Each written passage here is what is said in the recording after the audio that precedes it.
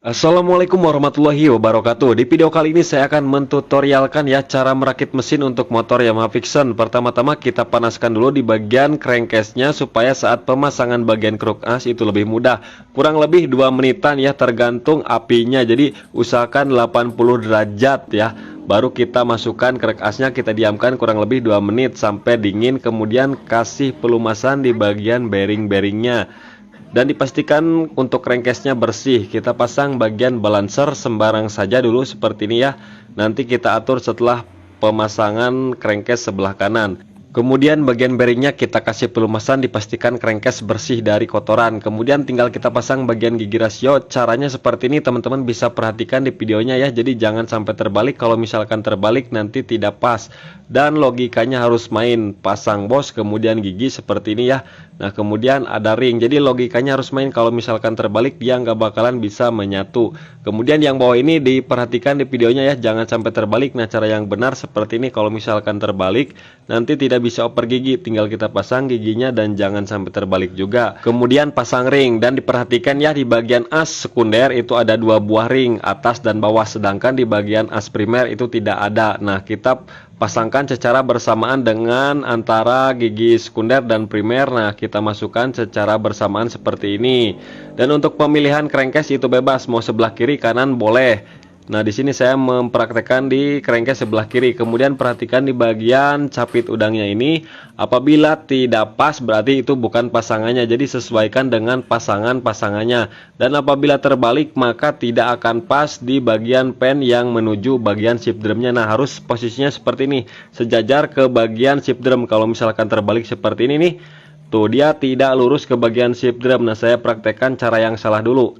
Kalau cara yang salah itu tidak bakalan tersusun dengan baik tuh kalau sembarangan ya. Jadi harus sejajar ke arah bagian shift drum. Misalkan kalau yang bawah terbalik, ini contohnya ya, kita lepas dulu. Nah kalau terbalik posisinya jadi tidak searah, dia nggak bakalan nempel ke bagian shift drum. Jadi teman-teman pasti sudah bisa memahami. Yang penting dipakai logikanya. Kemudian tinggal kita pasang bagian pen. Kasih gemuk ya supaya pernya itu tidak jatuh. Cukup kita masukkan aja dulu yang bagian atas, jangan dimasukin dulu ya. Kita pasang bagian shift drumnya dulu. Kalau misalkan langsung dipasang pennya tidak bakalan bisa terpasang. Shift drumnya ada per, kemudian ada semacam besi untuk switch netral ya. Nah kita masukkan sampai pas ya, hati-hati jangan sampai jatuh. Apabila jatuh teman-teman kasih template aja supaya nggak jatuh. Kemudian tinggal kita pasangkan ya, satukan tadi capit udangnya ke bagian jalan. Di bagian shift drumnya kita masukkan karena ada 3 jalan ya. Kita pasangkan, setelah terpasang semua tinggal kita dorong bagian pennya. Nah seperti ini udah selesai ya teman-teman. Kemudian tinggal kita cek ya, cek di bagian giginya. Kita kasih pelumasan dulu supaya lebih mulus dan mudah. Tinggal kita putar-putar saja. Di bagian shift drumnya kan itu ada semacam pembatas ya, sampai mentok. Kita putar ke kiri sampai mentok, kita putar ke kanan sampai mentok. Kalau misalkan shift drum bisa berputar berarti cara pemasangan giginya sudah benar. Apabila shift drumnya di tengah-tengah tidak sampai mentok, maka ada yang salah cara pemasangan di bagian giginya tersebut.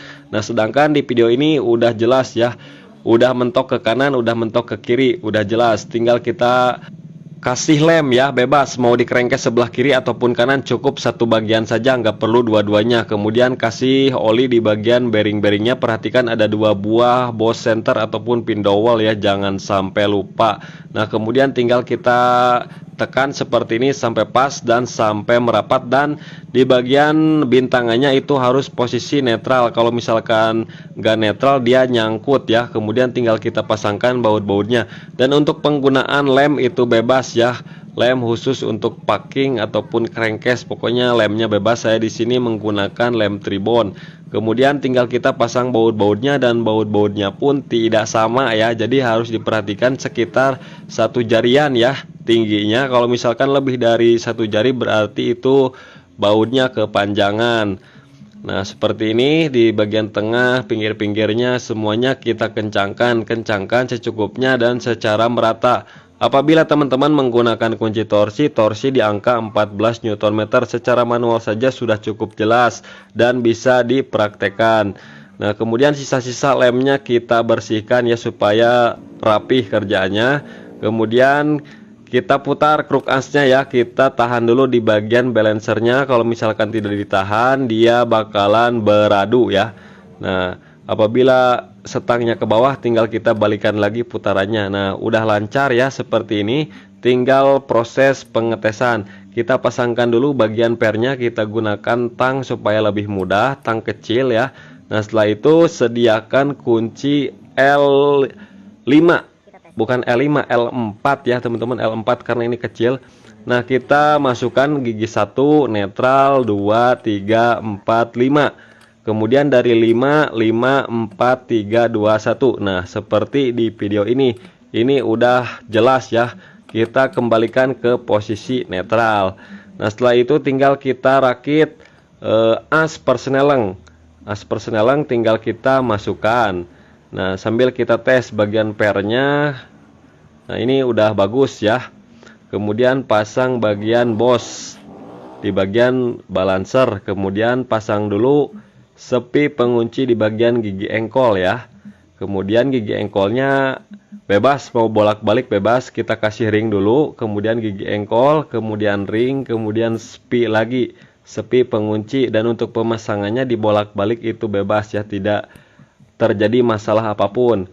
Kemudian tinggal kita pasang ring di bagian hose couplingnya, kemudian ring tebal sekitar 2 mili ataupun 3 mili ya. Kemudian kita pasang gigi pompa oli, jangan sampai terbalik ya. Nah, yang agak panjang itu disimpan di bagian dalam.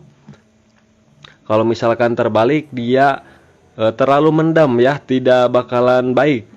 Kemudian pasang gigi balancer, kemudian sepinya. Kemudian gigi balancer yang ada titiknya disimpan di bagian luar ya, jangan di bagian dalam.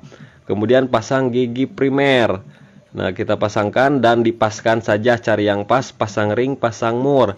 Setelah itu tinggal kita pasang bagian balancer, pasang ring. Kita pasang ring yang polos untuk di bagian dalam. Kemudian tinggal kita pasang gigi balancernya. Dan untuk titiknya itu harus sejajar ya. Titik ketemu titik. Nah, kita pasangkan aja dulu seperti ini sambil kita putar-putar. Kita dorong. Sembarangan aja dulu ya. Yang penting pas giginya. Kemudian tinggal kita pasang di bagian sepinya. Kalau udah pas di bagian titiknya, tinggal kita putar balancernya. Kita pegang giginya, kita masukkan sepi penguncinya yang kecil ya, kotak. Kemudian tinggal kita pasang ring ya. Nah, di sini ringnya yang ada coakan itu disimpan di luar. Kemudian ada ring pengunci yang dipaskan dengan coakannya. Untuk ringnya bolak-balik itu bebas ya, sama aja. Kemudian tinggal kita pasang murnya. Kemudian tinggal kita kencangkan saja secukupnya ya, menggunakan impact supaya lebih mudah. Nah, kita tahan stang pistonnya, kita kencangkan. Nah, ini udah lancar, udah berputar dengan baik. Kemudian tinggal kita kunci lagi ya di bagian ring penguncinya, supaya kalau misalkan kendor, murnya itu tidak bakalan kenapa-napa. Kita gunakan tang untuk mengunci. Kemudian pasang gantar kopling yang ujungnya kecil disimpan di bagian dalam. Kemudian pasang rumah kopling. Nah, setelah masuk ada ring gerigi. Kita pasangkan ring geriginya sambil kita putar ya, harus sampai mengunci. Kemudian pasang rumah kampas kopling.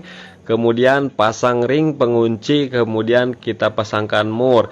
Kita sediakan tracker ataupun alat ya. Yang penting untuk menahan ketika kita mau mengencangkan. Sebenarnya dimasukin ke gigi 1, kemudian as kunder di bagian giginya ditahan pakai tang jepit juga bisa. Nah, setelah itu, setelah pengencangan, usahakan ketika diputar itu harus lancar seperti ini, jangan sampai macet ataupun seret. Kemudian ring penguncinya kita kunci lagi. Kemudian pasang bagian gigi engkol, kita masukkan saja dulu seperti ini. Nah, setelah masuk, kemudian pernya tinggal kita tarik ke bagian atas, kita kaitkan ya di bagian lubang crankcase-nya. Kita coba menggunakan engkol, kita engkol-engkol, kita tahan setang pistonnya supaya tidak nabrak ke bagian crankcase ya. Nah oke, ini sudah pas ya teman-teman. Tinggal kita pasang bagian kampas kopling dan plat geseknya. Untuk kampas koplingnya kita kasih pelumas